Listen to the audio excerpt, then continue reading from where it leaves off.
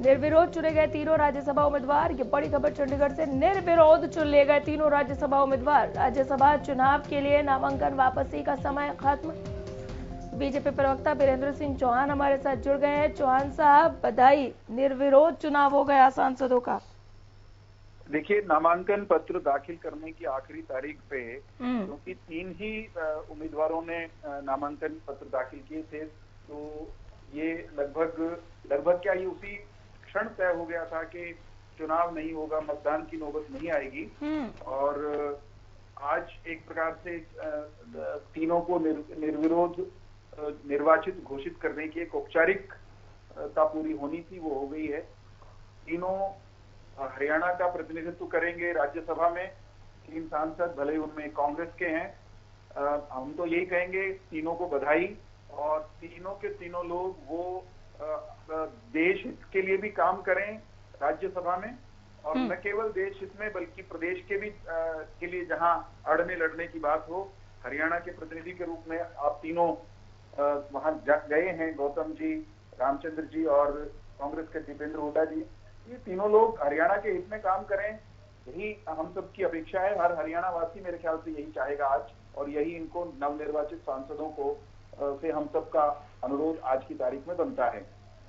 चलिए, बहुत शुक्रिया। हालांकि मैं आपसे दूसरा सवाल यही पूछती थी कि दीपेंद्र हुड्डा के चुने जाने पर प्रतिक्रिया दीजिए, लेकिन आप पहले ही बोल चुके कि उनसे उम्मीद है कि वो देश हित में, हरियाणा के हित में वहां पर काम करेंगे और हरियाणा की बात उठाएंगे। बहुत शुक्रिया वक्त देने के लिए चौहान साहब, बहुत धन्यवाद। अब बीजेपी प्रवक्ता को सुन रहे थे जिन्होंने कहा कि ये तो जिस दिन नामांकन हुआ था उसी दिन तय हो गया कि जब 3 ही सीट है, 3 ही नाम है, तो निर्विरोध चुन लिए जाएंगे और चुनाव की आवश्यकता नहीं पड़ेगी, और आज वही हो गया।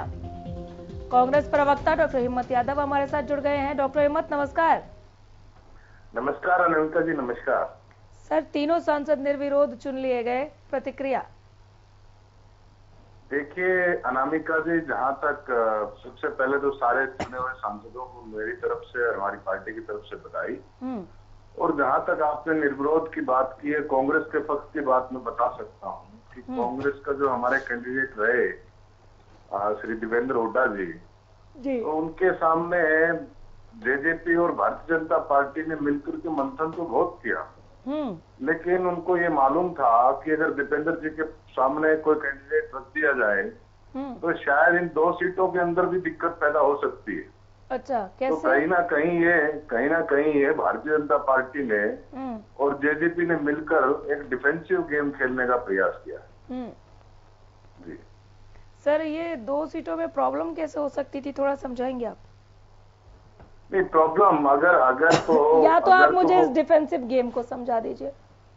नहीं, मैं ये समझा रहा हूँ कि अगर तो दीपेंद्र जी के सामने कैंडिडेट देख करके देखते, फिर पता चलती प्रॉब्लम किसको होती किसको नहीं होती। तो ये एक तरीके से अपना फेस सेविंग का काम जेजेपी को कैंडिडेट नहीं दे पाई, भारतीय जनता पार्टी को कैंडिडेट नहीं दे पाई, और हमारे पास स्थिति नहीं थी कि हमारे पास जितने कैंडिडेट थे, हमारे पास जितने एमएलए थे उसकी संख्या के हिसाब से हमने जो है वहां पे कैंडिडेट भी दिया। तो ये एक तरीके से नैतिक आधार के ऊपर अगर आप देखेंगे तो भारतीय जनता पार्टी और जेजेपी का संयुक्त डिफेंसिव कदम था।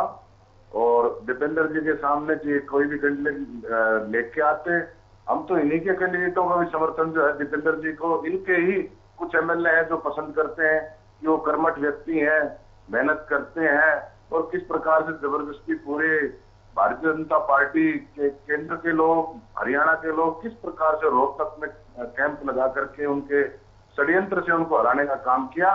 लेकिन आज जनता के और लोकतंत्र के अंदर न्याय होने का काम हुआ है, और दीपेंद्र जी राज्यसभा के सांसद चुने रहे हैं। इस हरियाणा की लड़ाई लड़ेंगे, अपर हाउस में भी लड़ेंगे और सड़क पे भी लड़ेंगे, और हमारी प्रदेश अध्यक्ष कुमारी शैलजा जी भी जो है जनता की लड़ाई लड़ेंगी। तो एक तरीके से विपक्ष का हाथ मजबूत होने का काम आज हुआ है।